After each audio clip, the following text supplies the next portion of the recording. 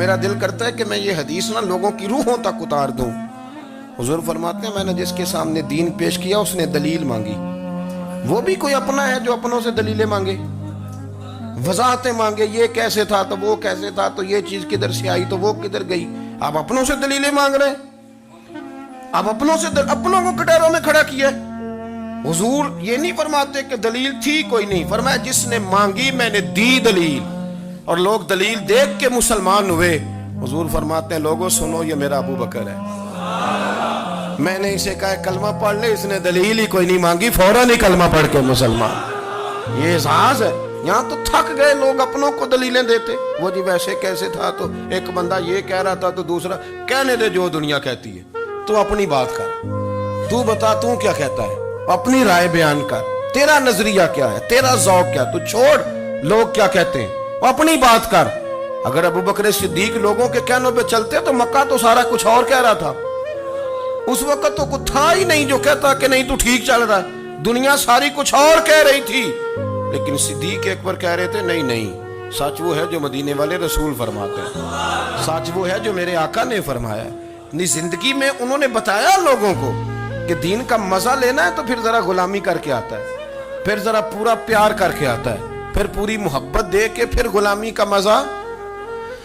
حضرت اسماء بنت ابی بکر صدیق فرماتی ہیں کہ نبی پاک صلی اللہ تعالی علیہ وسلم نے حرم شریف میں داخل ہوئے، ایام مکہ میں، مکے کے دن تھے، حضور حرم مکہ میں داخل ہوئے، کافروں نے، ابو جہل نے پہلے سے سازش کی ہوئی تھی۔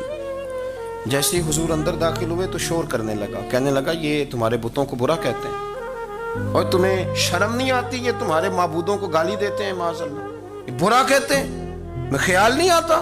لوگوں کو اشتعال دینے لگا، لوگ مختلف جگہوں سے اکٹھے ہو کے حضور کے گرد جمع ہو گئے۔ آپ نے کہا ہے کہ بت جھوٹے، حضور فرمانے لگے کہا ہے۔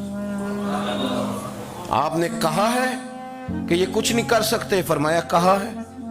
آپ نے کہا ہے یہ کوئی نفع نقصان نہیں دیتے، حضور فرمانے لگے کہا ہے۔ رسول کائنات صلی اللہ علیہ وسلم سے جو سوال پوچھا حضور نے بیان کیا، چاروں جانب سے وہ نبی کریم پر ٹوٹ پڑے، معاذ اللہ، مارنے لگے۔ حضرت صدیق اکبر گھر میں بیٹھے کھانا کھا رہے تھے، کسی نے کہا ابو بکر وہ تو حرم میں حضور کو مار رہے ہیں، نہ سر پہ ٹوپی نہ پیروں میں جوتا۔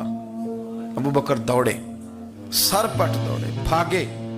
حضور زمین پہ لیٹے ہوئے تھے، وہ تکلیف دے رہے تھے۔ حضرت صدیق اکبر نے 2 کو پکڑ کے ادھر پھینکا، 4 کو ادھر پھینکا، 5 کو ادھر پھینکا، ایک جملہ بار بار زبان سے کہتے، ظالمو انہیں مارتے ہو جو تمہاری نجات کا سامان لے کے آئے، انہیں تکلیف دیتے ہو جو کہتے ہیں اللہ میرا رب ہے، انہیں مارتے ہو، شرم نہیں آتی۔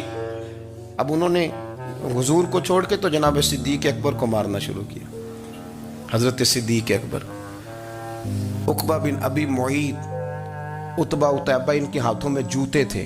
آج کل جوتے وہ نہیں ہوتے جو زمانے میں تھے، جوتا ہوتا تھا لکڑی کا، کھڑاؤں کہتے تھے، وہ جوتے پکڑ لیے اور جناب صدیق اکبر کے سر پہ مارنے شروع کیے۔ سر پہ جوتے لگ رہے ہیں، لگتے جا رہے ہیں، خون بہتا جا رہا ہے۔ حضرت صدیق اکبر نے بازو کھولے ہوئے، بے ہوش ہو کے گرے۔ حضرت اسماء کہتی ہیں میرے والد کو لوگ گھر لائے تو سر بھی سارا لہو سے بھرا ہوا تھا، چہرہ بھی سارا لہو سے بھرا ہوا تھا۔ عشق تے اگ دوویں ایک برابر، عشق تے اگ دوویں، عشق تے اگ دوویں ایک برابر، پر عشق دا سیک ودھیرا، اگ تے ساڑے ککھ تے کانے، عشق ساڑے تن میرا، اگ دا دارو می تے پانی، کوئی دسے ہاں پلا عشق دا دارو کیڑا، سجنا اتھے کچھ نہیں بچتا جتھے عشق ہوراں دا ڈیرا۔ حضرت صدیق اکبر کو گھر لائے تو لہو لہان ہے سارا وجود، خون بہ رہا۔ جناب اسماء کہتی ہے میں نے سر پہ ہاتھ رکھا، دیکھوں کہاں کہاں میرے والد کو، میں رو رہی ہوں، میں نے سر پہ ہاتھ رکھا تو کہتی ہیں بال بھی میرے ہاتھ میں آ گئے اور سر سے چمڑی بھی اتر کے میرے ہاتھ میں آ گئی، گوشت بھی سر سے اترنے لگا، سارا سر ان کا مار مار کے انہوں نے نازک بنا دیا، نرم کر دیا۔ آپ فرماتی ہیں وہ بے ہوش تھے، ہم ان کے منہ میں دودھ ڈالتے تھے، لیکن وہ جب بھی آنکھ کھولتے تھے تو زبان پر ایک ہی لفظ تھا، ظالمو انہیں مارتے ہو جو تمہیں کہتے ہیں میں اللہ کا رسول بن کے آیا، انہیں مارتے ہو۔